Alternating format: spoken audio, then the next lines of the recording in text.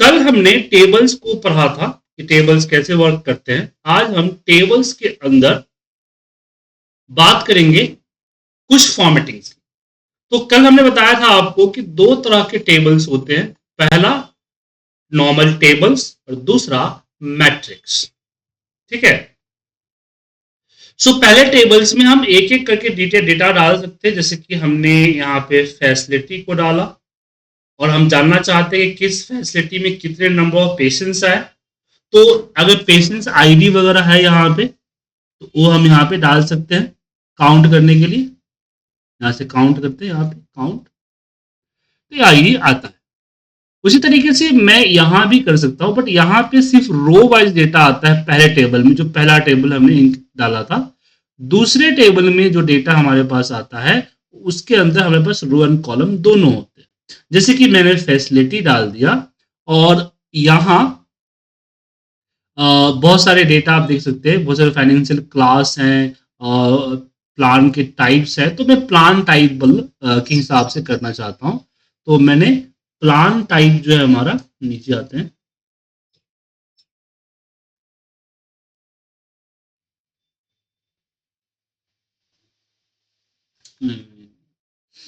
क्या column heading क्या है, प्राइम हेल्थ प्लान टाइप। तो ये रहा आपका प्राइम, ये रहा, इसको मैंने कॉलम में रख दिया। और इसके अंदर जो वैल्यू हमें चाहिए, उसको हमने क्या किया, जैसे मुझे काउंट ही चाहिए तो मैं यहाँ फैसिलिटी की काउंट ही निकाल लेता हूँ वैल्यू में। फर्स्ट की जगह पे यहाँ पे हम काउंट कर देते हैं, तो आ गया कि किस इसके अंदर में टाइप के अंदर कितने आए। इस तरह से हम बना सकते हैं। अब ये तो बना सकते हैं, बोलिए। मैं वही बताना, आज वही समझाने चाह रहा हूँ। तो किसी टेबल्स को जब क्लिक करेंगे या कोई भी रिलेशन क्लिक करेंगे तो उसकी फॉर्मेटिंग इसके फॉर्मेट वाले सेक्शन में आता है। ठीक है। फॉर्मेट सेक्शन में कई सारी चीजें हैं, वन बाय वन हम जानते हैं। सबसे पहले आता है स्टाइल, मतलब कि ये कैसा दिखना चाहिए। डिफॉल्ट के जगह पे आप मिनिमल, अलग अलग तरह के यहाँ पे बने बनाए स्टाइल से उसका यूज कर सकते हो। ओके, तो ये आपका इसका इस्तेमाल कर सकते हो, बाय डिफॉल्ट डिफॉल्ट होता है। उसके बाद आता है लेआउट। लेआउट में आपको फिट टू कंटेंट है या फिर ग्रो फिट कर दीजिए, तो वो उसकी साइजिंग वगैरह जो है फिक्स विथ कर दीजिए, तो साइजिंग के हिसाब से कॉलम के साइज को आगे पीछे कर देता है। देन आता है ग्रिड। ग्रिड का मतलब हुआ जो बॉर्डर्स जो दिख रहे हैं, बॉर्डर्स हॉरिजॉन्टल और वर्टिकल दोनों तरह के बॉर्डर्स दिखेंगे आपको। तो बॉर्डर की कलर यहां से चूज कर सकते हो कि बॉर्डर की कलर क्या होनी चाहिए। अगर मोटा चाहिए तो यहां से मोटा भी कर सकते हैं बॉर्डर, या फिर नॉर्मल जो वन पे होता है वो कर सकते हैं। और यहाँ आता है आपका वर्टिकल। वर्टिकल में जब क्लिक करेंगे तो ये लाइनिंग आपको दिख रही है, यहां से इसकी कलर चेंज कर दीजिए, कलर, तो आपकी एक लाइन दिख जाएगी। लेकिन ध्यान रखिएगा, ग्रिड लाइन जो होती है अंदर के डेटा के लिए होती है, बाहर के डेटा के लिए नहीं होती है। ठीक है, बाहर दिख रहा है, बाहर इसमें नहीं दिख रहा है बॉर्डर। तो बाहर की बॉर्डर के लिए आपको यहां ग्रिड के बाद नीचे आपको बॉर्डर पे आना हो। बॉर्डर, मुझे टॉप में बॉर्डर चाहिए, मुझे बॉटम में चाहिए, मुझे लेफ्ट में चाहिए, मुझे राइट में चाहिए। And now decide to border colour and border size, कि आप क्या क्या बॉर्डर कलर या बॉर्डर साइज ले सकते हैं। सो ये थी ग्रिड लाइन। आई थिंक आप समझ गए ग्रिड लाइन। तो हम style, layout and grid line समझ गए। अब आती है बारी वैल्यू। इसके अंदर जो वैल्यू है उसकी कलर, इसमें बोल्ड किया तो देखिए सारा बोल्ड हो गया। अगर मुझे उसकी कलर ब्लैक के जगह पे कोई और कलर चाहिए तो कोई और कलर भी लिख सकते हैं। ठीक है, यहाँ पे कलर दो बार होता है क्योंकि अल्टरनेटिव होता है, तो यहाँ पे आपको अल्टरनेटिव कलर भी चेंज करना चाहिए। आपको दो तरह के कलर यहाँ पे रख सकते हैं, एक ही रख दीजिए या दो अलग अलग कलर भी कर सकते हैं। एक अल्टरनेटिव इसको बोला जाता है। ठीक है, यहाँ पे उसकी साइज कर लीजिए, यहाँ पे फॉन्ट रख सकते हैं, उसकी बैकग्राउंड अगर कलर चाहिए आपको तो बैकग्राउंड कलर भी आप रख सकते हैं। ओके, उसके बाद आता है कॉलम हेडर। जो ऊपर फैसिलिटी, काउंट ऑफ फिन दिख रहा है उसको हम लोग बोलते हैं कॉलम हेडर। कॉलम हेडर को मुझे बोल्ड करना है तो बोल्ड हो गया। इसकी अलाइनमेंट में करना है कि अलाइनमेंट इस तरह से हो जाए, अलाइनमेंट आ गया। इसकी जो बैकग्राउंड कलर है वो अगर चेंज करना चाहिए, मैं चाहता हूँ बैकग्राउंड में ये वाला कलर हो और फोरग्राउंड कलर आपका व्हाइट हो, इस तरह से चीजें भी कर सकते हैं। तो यहाँ पे आप टेक्स्ट की कलर, इसकी जो कॉलम हिडर है उसकी कलर कर सकते हैं। उसके बाद जो नीचे टोटल दिख रहा है, यहाँ पे आप टोटल की कलर कर सकते हैं कि टोटल को बोल्ड नहीं करना है या बोल्ड करना है, टोटल का कलर कुछ और होना चाहिए, वो डिसाइड कर सकते हैं यहाँ पे। उसके बाद यहाँ पे आप जो है अपने हिसाब से इसकी बैकग्राउंड कलर दे सकते हैं। उसके बाद आता है एसएफिक कॉलम। मुझे जो फॉर्मेटिंग करनी है वो सब पे नहीं करनी है, एक एसएफिक कॉलम पे करनी है। देखिए कई सारे कॉलम है, उसमें से किसी एक कॉलम पे करना, बहुत सारे कॉलम में से किसी एक कॉलम पे मुझे करना है, तो वो आपका एसएफिक कॉलम्स के अंदर आता है। ठीक है, इसमें कॉलम में आपको यहाँ पे कॉलम सिलेक्ट करने होते हैं, आपको कौन सा काउंट ऑफ इन चाहिए या क्या चाहिए वो सिलेक्ट कर लीजिए। उसके बाद उसकी टेक्स्ट कलर, उसका बैकग्राउंड कलर, उसका अलाइनमेंट, वो चीजें चेंज कर सकते हैं। ठीक है, क्लियर है सर? अब यहां पे बारी आती है सेल एसएफिक कॉलम के बाद हम बात करेंगे cell item elements. Cell element पे सबसे पहले आपको किस पे करना है, तो मैंने काउंट ऑफ इन पे करना है। तो क्या करना है, तो यहां पे आप इसको हम लोग कह सकते हैं कंडीशनल फॉर्मेटिंग, राइट। जैसे कि मुझे डेटा बार चाहिए तो ये डेटा बार आ गया, मुझे फॉन्ट कलर चेंज करना है, बैकग्राउंड कलर चेंज करना है, जैसे मुझे हाईलाइट करना है कि जो मोर देन 300 हो वो हाईलाइट हो जाए, उसकी बैकग्राउंड कलर हो जाए, या फिर लेस देन 100 है वो रेड कलर हो जाए। सो बैकग्राउंड कलर को यहाँ पे मैं ऑन करूंगा और यहाँ एफेक्ट्स पे जाऊंगा। ठीक है, अब यहां से जो ग्रेडियंट है we change to rule, rule पे आया और मुझे काउंट ऑफ इन आ गया यहाँ पे सम, और इस पे हमने देना है कि अगर a greater than 0 and less than 100 कर दिया, और यहां पे हमने कलर कर दिया रेड कलर। ठीक है, डन हो गया। एक मिनट एक मिनट एक मिनट एक मिनट, सम के जगह पे मुझे काउंट लेना ना, तो ग्रेटर परसेंट के जगह पे नंबर, इसको भी नंबर दिखा। तो जो जो नंबर्स लेस देन 100 थे वो कलर हो। ठीक है, अब इसका टेक्स्ट कलर जो है मैं इसको वापस कर देता हूं। एक मिनट, ये तो सही है, ब्लैक था सही था, रेड सही था। यहाँ वैल्यू सेक्शन में, वैल्यू सेक्शन में कलर टेक्स्ट का रेड था ना, इसका आंसर रेड नहीं दिख रहा है, सेलेक्ट कर दिखा है। तो ये हमारी कंडीशनल फॉर्मेटिंग। तो सेल एलिमेंट के अंदर पे आप बैकग्राउंड कलर हो गया या डेटा बार हो गया या आइकन्स डालना चाहो तो आइकन्स डाल सकते हो, और एफएक्स पे क्लिक करके अपने रूल को चेंज कर सकते हो। जो डिफॉल्ट रूल है उस डिफॉल्ट रूल को आप चेंज कर सकते हो, राइट। तो यहां भी हम सेम जो है इसके अंदर भी सेम होता है, इसके अंदर भी कोई चेंजिंग नहीं है, बिल्कुल सब कुछ सेम है। ठीक है, बस इसके अंदर रो हिडर एंड कॉलम हिडर दो आ जाते हैं। यहाँ पे सिर्फ एक हेडिंग होता है, यहाँ पे रो एंड कॉलम हेडिंग आ जाता है, और कॉलम टोटल रो टोटल, चार चीज नहीं बढ़ती है। जो टोटल नीचे दिखा है, रो कॉलम टोटल हो गया, ये रो टोटल हो गया, उसकी फॉर्मेटिंग, बाकी सब कुछ सेम होती है। तो चलिए एक छोटा सा इंटरफेस हम बनाते हैं। तो मैं, हाँ क्यों नहीं बना सकते हैं, जैसे मान सिंपल सा आप इसको इसको लीजिए, कॉपी कीजिए और पेस्ट, ठीक है ना, और इसको साइड में लीजिए और ड्रैग। अब इसकी कौन, अब इसको सिलेक्ट रखिए, फिर जिस चार्ट में कन्वर्ट करता है करना चाहते, इस चार्ट में कन्वर्ट करना चाहते कर दीजिए, हो गया कन्वर्ट। ओके,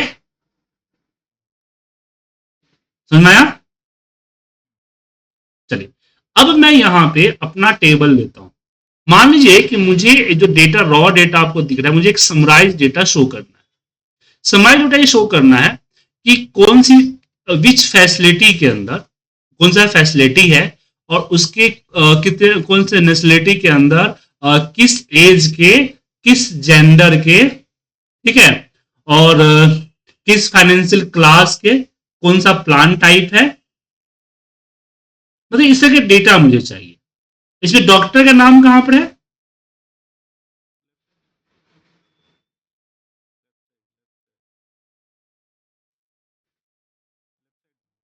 नहीं है इसमें, लेफ्ट में है दीदी। फैसिलिटी है, ईपी नंबर है, पिन नंबर है, जेंडर है, फाइनेंशियल क्लास है, प्राइम हेल्थ, प्लान टाइप है, इंश्योरेंस नेम है, date admit, date time, registration day, registration, अच्छा इनकाउंटर क्लाइंट है, और ये आपका सर्विसेज है, मेडिकल सर्विसेज, अटेंडिंग, ये अटेंडिंग फिजिशियन, राइट। ठीक है, तो मुझे अटेंडिंग फिजिशियन भाई मैं चेक कर सकूं, राइट। तो वापस आते हैं विजुअल बीवी में। अब यहां पे इसको थोड़ा सा बड़ा करते हैं, ठीक है। अब मैंने यहाँ पे फैसिलिटी को पहले डाला, लिस्ट ऑफ फैसिलिटी आ गया। अब लिस्ट ऑफ फैसिलिटी के साथ मैंने यहाँ पे जेंडर को डाला, जेंडर आ गया। उसके बाद मैंने अपना नेशनलिटी को डाला, तो यहाँ पे नेशनलिटी आ गया, ओके। उसके अलावा मैं यहाँ पे प्राइम हेल्थ प्लान को डाला, तो हमारा हेल्थ प्लान आ गया, किसी इंश्योरेंस से है। उसके बाद और भी चीजें डालनी है वो हम यहाँ पे डाल सकते हैं, लेकिन मुझे काउंट चाहिए, तो मैंने लास्ट में फैसिलिटी को डाला और इसको काउंट कर, क्या कर दिया, काउंट से काउंट आ गया, ठीक है। अब प्रॉब्लम ये है कि मुझे इसको थोड़ा सा बड़ा करता हूँ, इसको यहाँ से देखिए सब कुछ दिखे, हाँ इसको भी बड़ा करता हूँ।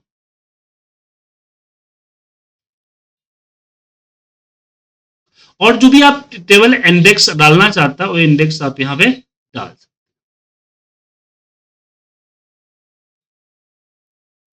ठीक है, ये हो गई। अब मैं चाहता हूं इस यहां पे ड्रॉप डाउन लगाना डॉक्टर वाइज। तो हमने कल बताया था आपको स्लाइसर, स्लाइसर का इस्तेमाल करेंगे। तो स्लाइसर्स के लिए यहां पे हम इसको सेलेक्ट किए और यहां थोड़ा सा इसको गैप देते हैं। इसके अंदर आपने बोला था एरा फिजिशियन है ना, ये बोले ना, इस फिजिशियंस को मैंने यहाँ पे ड्रॉप कर, एक फिजिशियन डेट है सर,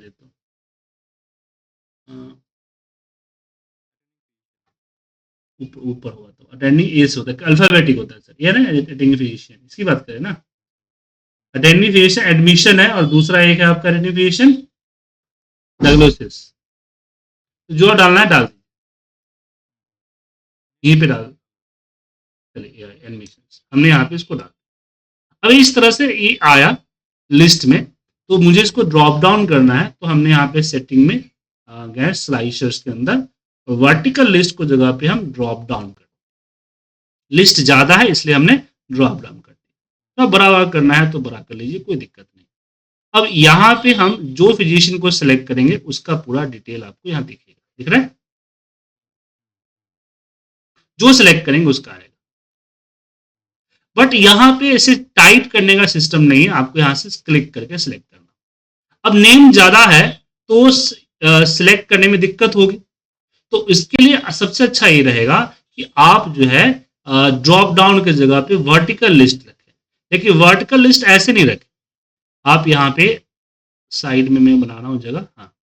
अब मैंने जो लिस्ट है यहाँ पे लिया और नीचे तक ड्रैग कर, तो ये थोड़ा सा बेटर महसूस होगा। तो यहाँ पे स्लाइसर सेटिंग में ड्रॉप डाउन के जगह पे मैं वर्टिकल लिस्ट कर दी, तो अब जो है थोड़ा सा बेटर लगा, बेटर दिख रहा होगा कि हमने यहाँ पे सिलेक्ट किया, ये आ गया, ठीक है, ओके। अब यहाँ पे ब्लैंक है, मतलब कोई फिजिशियन इसके अंदर असाइन नहीं हुआ, इट मीन्स ब्लैंक, ठीक है, ओके। तो ये लिस्ट आपका दिखेगा, तो इस तरह से टेबल के फॉर्मेट में बना सकते हैं। हालांकि इसको हम विजुलाइजेशन पे भी कर सकते हैं, जैसे कि अभी मैंने इस पे बनाया है चार्ट, तो इस पे आपको करना हो तो इस पे भी हम इसको कर सकते हैं। देखिए तो अब इसमें जगह कम है, तो मुझे स्लाइसर्स के अंदर ड्रॉप डाउन ही बनाना पड़ेगा। या ड्रॉप डाउन तो हमने देख ही चुके हैं, एक हमारे पास आता है टाइल, टाइल करके देखते हैं टाइल कैसा लगता है। तो अटेंडिंग फिजिशियन को मैंने यहाँ पे डाला और इसकी सेटिंग में चले गए, स्लाइसर सेटिंग, और यहाँ पे वर्टिकल लिस्ट की जगह पे हमने टाइल कर दिया, ठीक है। कुछ इस तरह से आएगा, तो इस पे क्लिक करेंगे यहां से, और बाकी लिस्ट के लिए आपको यहां से इस तरह से जाना पड़ेगा। ठीक है, क्लियर है?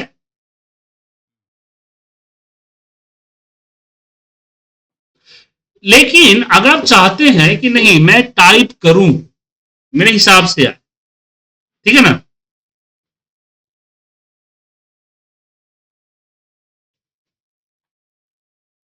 तो ऐसा पॉसिबिलिटी नहीं है, फिर नहीं, ऐसा नहीं हो पाएगा।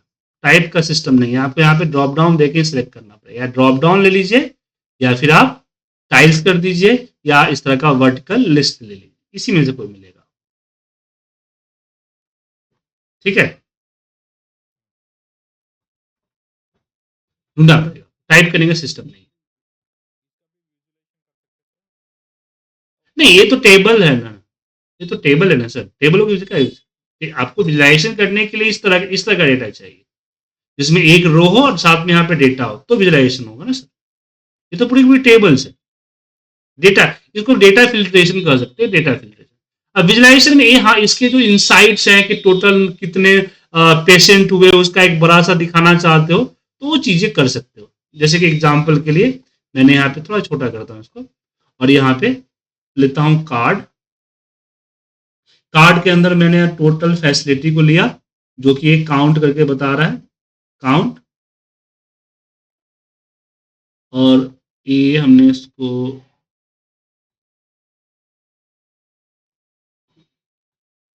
लिया, और इस पे हमने इसको कर देते हैं रिनेम, रिनेम टोटल पेशेंट।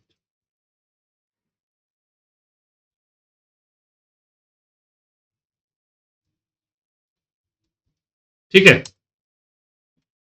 तो इसमें क्या होगा कि जब हम इसको सिलेक्ट करेंगे तो उसके हिसाब से दिख रहा है आपको जितने पेशेंट ऐड हुए। इस तरह से और भी जो काउंट चाहिए आपको, ये इस तरह से बना सकते हैं। ठीक है, समझ गए?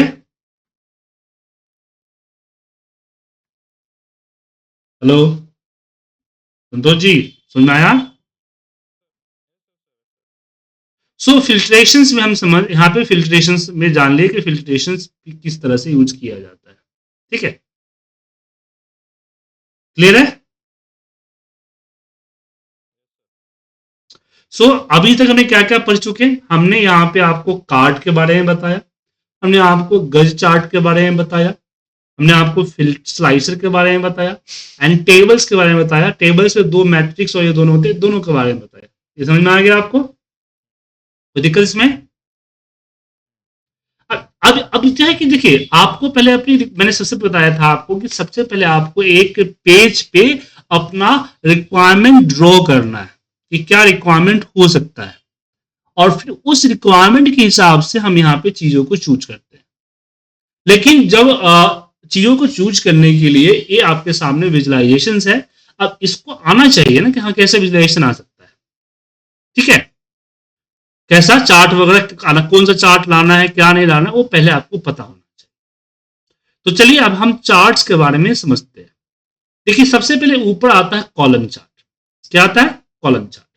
कॉलम चार्ट में टोटल तीन तीन का पेयर है, तीनों अलग अलग। तो कॉलम चार्ट का यूज कब किया जाता है? कॉलम चार्ट का यूज किया जाता है आपकी कंपेयरिंग में, जब हम मुझे एक दूसरे के साथ कंपेयर करना, तब यूज करते हैं कॉलम चार्ट। अब अलग अलग चार्ट है, कब क्या यूज करेंगे हम आपको आगे बताएंगे, फिलहाल मैं कैटेगरी वाइज समझा रहा हूं। सो कॉलम चार्ट की जो कैटेगरी का यूज होता है जब हमें कंपेयर करना होता है बिटवीन 1 to 2, मतलब एक के बीच में, एक और दूसरे के बीच में मुझे कंपेयर करना है, तो हम यूज करते हैं अपना column chart. Right, then next आता है लाइन चार्ट। लाइन चार्ट का यूज होता है फ्लो देखने के लिए, फ्लो। जैसे कि मैं ये देखना चाह रहा हूं कि पूरे क्या बोलते हैं डेट में किस, मतलब डेली बेसिस पे पेशेंट का क्या फ्लो है। ठीक है ना, तो हमारे डेटा पे डेट कहाँ है, एक बार डेटा में डेट होना चाहिए फिर। एक मिनट, डेट ऑफ बर्थ है ये आपका, रजिस्ट्रेशन, रजिस्ट्रेशन आर्ट्स होगा, ये रजिस्ट्रेशन डेट। सो हम रजिस्ट्रेशन डेट को यहां से उठाएंगे और इसके अंदर डाल देंगे एंड काउंट ऑफ जो हमारा फैसिलिटी है या जो भी एक नंबर वगैरह है वो डाल दीजिए, काउंट ही निकालना है ना ऐसे, इसलिए तो मैंने फैसिलिटी को ही रख दिया यहाँ पे काउंट। एक मिनट, ये फैसिलिटी चलाएगा नीचे, यहाँ पे मुझे वाई में डालना है इसको, काउंट ऑफ फैसिलिटी। अब ये ईयर मंथ हो गया तो मैं इसको डेट डाल देता हूँ, 10 रजिस्ट्रेशन डेट। अब ये आपका आ गया। अब एक मिनट, इसको डेट में दिक्कत है, इसको हेरिकल करना पड़ेगा। हेरिकल में ईयर हटा दीजिए, क्वार्टर हटा दीजिए, मंथ, क्योंकि 3 ही मंथ का डेटा है और मंथ की जगह पे मैं डे डालता हूँ। ये देखिए, सो हर महीने का डेट का हम देख पा रहे हैं कि हमारा सेम फ्लो नहीं है, बहुत ही ज्यादा अप डाउन होता है। किसी दिन पूरा नीचे गिर जा रहा है, किसी दिन ऊपर जा रहा है, मतलब कहने का मतलब कि स्टेबल नहीं है। क्या नहीं है? स्टेबल नहीं है। इसका यूज बेसिकली मान लीजिए हम अगर कोई शेयर मार्केट में कोई प्राइस किनना चाहते हैं तो हम इस तरह के ग्राफ को चेक करते हैं। इसलिए हमें पता चलता है कि शेयर मार्केट की जो प्राइस है वो स्टेबल रहता है या बहुत ज्यादा फ्लक्चुएट होता है। बहुत ज्यादा फ्लक्चुएट होता है तो कमाने का मौका भी है और गंवाने का मौका भी है। तो लाइन चार्ट का इस्तेमाल, चार्ट का लाइन वाले सेक्शन के अंदर जो यूज होता है वो सिंपली यूज होता है किसके लिए? ट्रेंड देखने के लिए, right? You want to show the trend तो should be use the line chart. You want to compare तो कंपेयर के लिए क्या यूज किया जाता है? Column chart. बोले क्या बोल रहे थे आप? हाँ, उसके बाद अगला जो आता है हमारे पास आता है शेयरिंग। जैसे पाई चार्ट, डोनट चार्ट दिख रहा है ना, इसके लिए शेयरिंग का इस्तेमाल किया जाता है, शेयरिंग। लेकिन शेयरिंग तभी यूज कीजिएगा जब आपके पास लिस्ट ऑफ कम हो, माने कि लिस्ट कम हो। जैसे बहुत ज्यादा लिस्ट होगा तो फिर कंपेयर में बहुत छोटे छोटे दिखेंगे ना सर।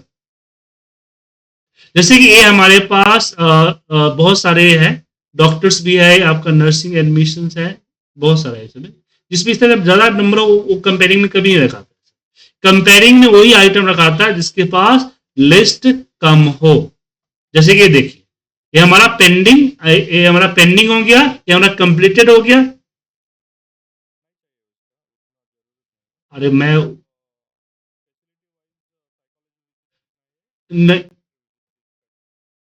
अरे सर मैं आपको क्या समझा रहा हूँ, समझिए ना, मुझे कंपेयर करना है। मैं बता रहा हूं आपको कंपेयर कि अगर शेयरिंग के लिए मान लीजिए कि मुझे ये देखना है कि मेरा क्या शेयरिंग है, तो अब यहां पे ऐसे फील्ड नहीं डाल सकते ना, इसमें बहुत सारा ए हो। फैसिलिटी डाल दीजिए तो फैसिलिटी में आपको बहुत सारा, अगर मैं फैसिलिटी वाइज काउंट डाल दूं जैसे आप बोल रहे हैं तो ये चीज सही से नहीं दिखेगा ना सर। देखिए फैसिलिटी वाइज मैंने यहाँ पे काउंट डाल दिया।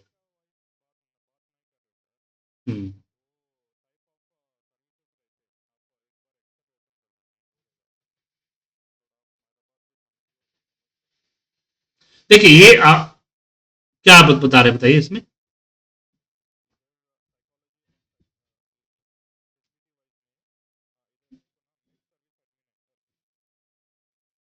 ए जी जी,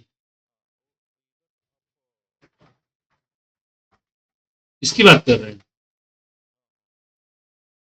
तो प्रॉब्लम तो मैं इसको मैं नहीं दिखा सकता इसमें पाई चार्ट। इसके पीछे ये सर्विसेज की बात कर रहे हैं, ये डिस्चार्ज सर्विसेज, मेरी सर्विसेज डिस्चार्ज, हाँ इसको दिखा सकते हैं क्योंकि इसके अंदर लिस्ट कम है, लिस्ट कम है। मैं कहना ये चाह रहा था आपको कि चाहे जो आइटम लेते हैं, कुछ भी लेते हैं, अगर शेयरिंग ले रहे हैं, शेयरिंग के मतलब हुआ कि मैं इसका कंट्रीब्यूशन जानना चाह रहा हूं कि किसका कितना कंट्रीब्यूशन है ऑल सर्विसेज में। तो ऐसे केसेस में अगर मैंने यहाँ पे एक मिनट का कॉलम कौन सा था, ये था मिड सर्विसेज डिस्चार्ज, एम से आएगा। तो नीचे फैसिलिटी ये रहा, M N M, okay, mid services discharge ये रहा नीचे वाला ना। तो इसको मैंने उठा के यहां डाला और इसके अंदर अपनी फैसिलिटी वाली कॉलम को वैल्यू सेक्शन में रखा और उसको काउंट किया। तो ये अच्छा दिख रहा है ना सर? ठीक है ना? यहां पे समझ में आ रहा है कि हमारी जो टोटल 58% सर्विसेज किसका है, जनरल फिजिशियंस का है। अब इस पे आप डेटा चाहते हैं तो इसकी भी डेटा होता है, यहां से ले सकते हैं। इस पे क्लिक कीजिए पहले और यहां डिटेल्स में आइए और यहां डिटेल्स में ऑल डिटेल कर दीजिए तो ये आ जाएगा। तो जनरल फिजिशियन जो कि 9.2 के का पेशेंट देखा है, जो कि होता है 58% ऑफ टोटल पेशेंट। ये आपका सेम दिख रहा है, यहां पे सेम दिख रहा है, यहां सेम दिख रहा है, सेम दिख रहा है। तो इस शेयरिंग के लिए यूज किया जाता है कि ओवरऑल सर्विसेज में कितनी परसेंट का कंट्रीब्यूशन जो है किस डिपार्टमेंट ने लिया है, ऐसे चीजों को दिखाने के लिए हम पाई चार्ट का इस्तेमाल करते हैं। पाई चार्ट हो गया, ट्री चार्ट हो गया, वहां पे मैप चार्ट का इस्तेमाल होता है ज्योग्राफिकल, कि मान लीजिए मुझे ये देखना है कि मेरे पेशेंट मोस्टली किस किस कंट्री से आते हैं, राइट। तो ऐसे केसेस में अगर मैं टेबल पे समझाऊंगा, यहां पे टेबल ले लिया, मैं दोनों से समझा रहा हूं, टेबल में ले लिया और मैंने यहां पे रख दिया नेशनलिटी होगा, यहां पे से आई थिंक नेशनलिटी यहां पे डाल दिया और यहां पे अपनी फैसिलिटी की काउंट ले ली, काउंट कर दिया फैसिलिटी।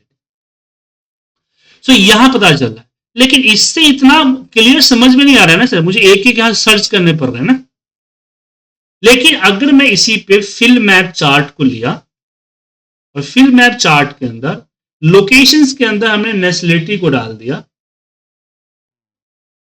ठीक है,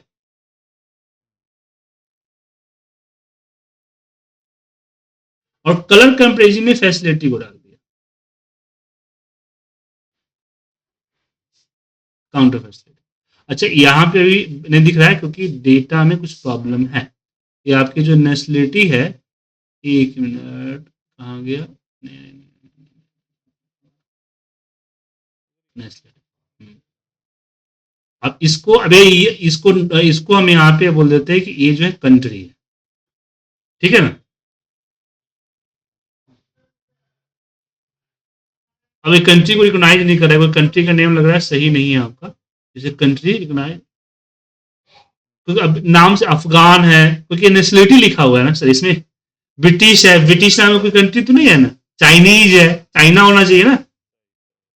हाँ इसलिए क्योंकि लोकेशनल डेटा नहीं है यहाँ पे, इसलिए अगर होता तो मैप में दिखता, तो मैप पे एम कंट्री दिख जाएगी कि फलाना कंट्री यहाँ पे यहाँ पे यहाँ पे सब कंट्री दिख जाएगा वर्ल्ड मैप के साथ। तो उससे समझ में आएगा कि इसको देखना पड़ेगा, यहां समझ में आएगा, जो जितना डार्क होगा उसकी जगह पेशेंट उससे ज्यादा है। तो हम ज्योग्राफिकल के लिए मैप का इस्तेमाल करते हैं, ठीक है। बाकी टेबल वगैरह देखे, बाकी और चीजें के लिए भी यूज किया जाता है। समझ में आ गया, तो दिक्कत। सो अब जो है अगली क्लासेस जो हम करेंगे ऊपर से शुरू करेंगे यहाँ मैप चार्ट से, ठीक है ना, ये सारे चार्ट एक एक करके चार्ट को हम कवर करेंगे। और देखिए यहां पे आप एक चीज समझ लीजिए कि आप जो है समझिए कि किस चार्ट को हम कैसे यूज कर सकते हैं। फिर अगर चार्ट की यूज, देखिए दो चीजें होती, एक आपने सीखा कि भाई मेरा एज, मुझे ये चीज दिखाना है, मेरे डेटा से ये चीज दिखाना है, तो ये कैसे दिखाएंगे, तो वो आपने सीखा डेटाबेस। डेटाबेस सीखा तो क्या हुआ, आप बस उसी डेटा पे काम कर पाएंगे, डेटा चेंज हुआ आप नहीं कर पाएंगे। लेकिन आपने ये सीखा कि किस तरह के विजुलाइजेशन को कैसे रिप्रेजेंट करेंगे, तो वो आपने सीख लिया, तो आप किसी भी तरह का डेटा आएगा उस डेटा पे आप वर्क कर पाएंगे, ठीक है। जैसे कि यहां देखिए मैंने आपको क्या समझाया, मैंने समझाया आपको कि जब आपको शेयरिंग दिखाना हो, शेयरिंग, तो शेयरिंग के अंदर में आप कभी भी ऐसे फील्ड को ना लें जो फील्ड की काउंटिंग ज्यादा है, क्योंकि ऐसे केस जब लेंगे ना तो ये समझ में नहीं आएगा। दिख रहा है सर, समझ में आ रहा है सर, यहाँ बहुत ज्यादा गचपच हो जाए इस तरह से, क्योंकि आप जो चार्ट यूज करेंगे छोटे लेवल पे, थोड़ी आप पूरे पेज में पूरा एक चार्ट यूज करेंगे, आप छोटे एरिया में चार्ट यूज करेंगे ना। अब यहां समझना तो मुश्किल हो रहा है ना, बहुत सारे कलर शेड है, लेस ऑफ इंफॉर्मेशन हो गया ना, बेस्ट हो गया ना सर मेरा मेहनत। हाँ इसको अगर मैं डोनट चार्ट करूंगा वो भी सेम आएगा। तो ऐसे केसेस को हम किसमें शो करते हैं, हम शो करते हैं कॉलम चार्ट, जहां कंपेयर होता है, जहां पे मेरा फोकस हो गया हाईएस्ट पे या लोवेस्ट जो है यहां पे दिख रहा है, उसे कोई पता नहीं, यहां पे छोटे एरिया में इसको आराम से दिखा सकते, ठीक है। या हम इसको लाइन चार्ट में भी दिखा सकते हैं, लेकिन लाइन चार्ट यहाँ यूज कंपेयर कर रहे हैं तो लाइन चार्ट यूज करना बेवकूफी होगा, हम कॉलम चार्ट यूज करें। तो हर चार्ट एक अलग अलग तरह की विजुअलाइजेशन पर्पस से बना हुआ है, आपको उस पर्पस को समझना है। जब आप पर्पस समझ जाते हैं तो you can make the reports any type of the data, तो डेटा में प्रॉब्लम नहीं होगी। ठीक है, चलिए तो इस पे कीजिए प्रैक्टिस, अगली क्लास में हम आपके साथ इससे आगे डिस्कस करेंगे।